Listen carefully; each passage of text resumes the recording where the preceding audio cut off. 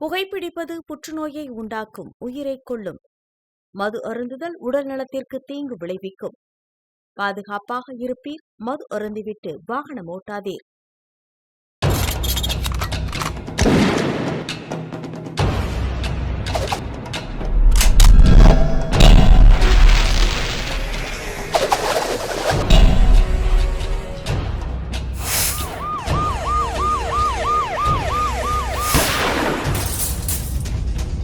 கோப்பியம், உண்மையும் பின்னணியும். பொள்ளாச்சி பக்கத்தில் இருக்கக்கூடிய ரங்கசமுத்தூர் பகுதியைச் சேர்ந்த 2 கண்களையுமே இழந்த பார்வையற்ற மாற்றுத்திறனாளி தம்பதிகளுடைய வாழ்க்கையில் ஒளியாக இருந்த ஒரு மூத்த மகன் ஒரு சாதாரணமான பிரச்சனைக்காக ஒரு கும்பல் அவரை அடித்து கொள்றாங்க. அடுத்ததான் அவங்க என்ன பண்றாங்க அப்படின்னா, மகனுடைய கொலைக்காக நீதி கேட்டு கதறிக்கிட்டே இருக்கிறாங்க. அந்த சம்பவத்தை பத்தி இப்ப பார்க்கலாம்.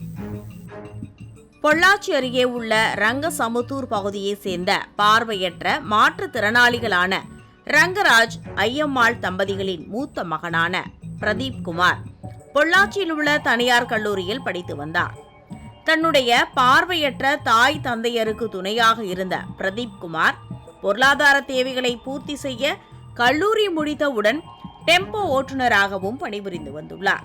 சமத்தூர் பகுதியை சேர்ந்த மாரிமுத்து என்பவரின் மகன் சின்னமணி நடராஜ் என்பவர்களுக்கு சொந்தமான அந்த டெம்போவை பிரதீப் குமார் ஓட்டி வந்த நிலையில் சம்பள தொகை பாக்கி இருப்பதால் அதை வாங்குவதற்காக கடந்த வெள்ளிக்கிழமை இரவு தனது நண்பர்களான அர்ஜுன், கார்த்திக் உள்ளிட்ட மூவரும் சென்றுள்ளனர்.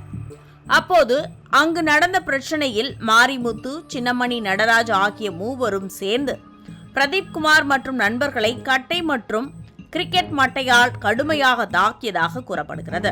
இதில் பலத்த காயமடைந்த பிரதீப் குமார் கோவை அரசு மருத்துவமனையிலும், லேசான காயங்களுடன் மற்ற இருவரும் பொள்ளாச்சி அரசு மருத்துவமனையிலும் அனுமதிக்கப்பட்டிருந்த நிலையில் சம்பவம் குறித்து வழக்கு பதிவு செய்த கோட்டூர் போலீசார் சின்னமணி நடராஜன் மற்றும் மாரிமுத்து இருவர் மீதும் அடிதடி வழக்கு பதிவு செய்து பொள்ளாச்சி கிளை சிறையில் அடைத்தனர். இந்த நிலையில் கோவை அரசு மருத்துவமனையில் சிகிச்சை பெற்று வந்த பிரதீப் குமார் சிகிச்சை பலனின்றி பரிதாபமாக உயிரிழக்கவே மாரிமுத்து மற்றும் அவரது மகன் சின்னமணி மீது கொலை வழக்கு பதிவு செய்து போலீசார் கோவை மத்திய சிறையில் அடைத்தனர். இந்த நிலையில் உயிரிழந்த பிரதீப் குமாரின் உறவினர்களும் கண் பார்வையற்ற மாற்றுத்திறனாளிகளும் என சுமார் 100க்கும் மேற்பட்டவர்கள் பிரதீப் குமார் இறப்புக்கு காரணமானவர்கள் மீது கடுமையான நடவடிக்கை எடுக்க வேண்டும் என்றும், மாற்றுத்திறனாளிகளுக்கு பாதுகாப்பு வழங்க வேண்டும் என்பதோடு இறந்த பிரதீப் குமாரின் குடும்பத்திற்கு நிவாரணம் வழங்க வேண்டும் என பொள்ளாச்சி சார் ஆட்சியர் அலுவலகத்தை முற்றுகையிட்டு கோரிக்கை மனு அளித்தனர். இதனால் அப்பகுதியில் பெரும் பரபரப்பு ஏற்பட்டது. சகோதரர் ரங்கராஜ் மற்றும் ஐயம்மா என்கின்ற மாற்றுத்திறனாளிகளுக்கு மகனாகிய பிரதீப் குமார் மற்றும் 2 நண்பர்களோடு வாடகை பணம் கேட்க சமத்தூரில் உள்ள அவரது இல்லமான மாரிமுத்து மற்றும் நடராஜ் இருவரிடம் சென்று வாடகை பணம் கேட்டிருக்கின்றார்கள்.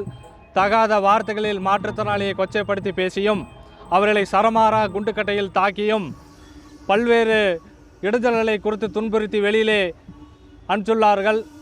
இதை மயங்கி மிகவும் கடுமையாக பாதிக்கப்பட்டு அந்த மாற்றுத்திறனாளியுடைய சகோதரனுடைய மகன் பிரதீப் குமார் மயங்கிய நிலையில் சமத்தூர்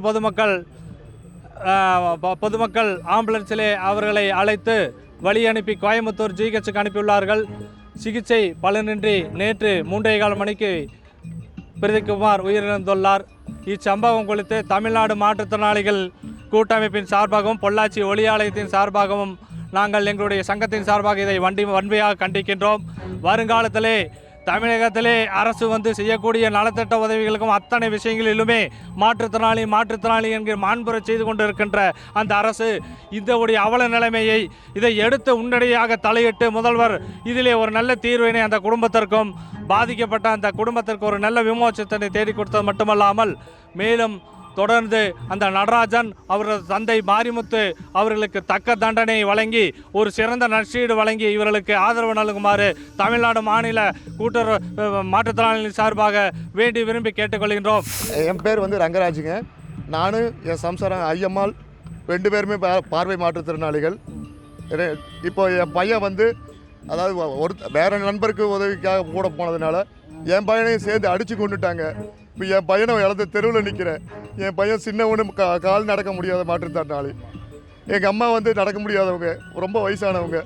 இப்படியெல்லாம் இருக்கும்போது எங்கள் குழந்தைய கொண்டுட்டாங்க. இப்போ எங்களுக்கு வாழ்வாதாரம் என்ன? யார் தருவா? எங்கள் பிள்ளைகளை யார் காப்பாற்றுறது? சின்னவனை யார் காப்பாற்றுறது? எனக்கு வழி தெரியல.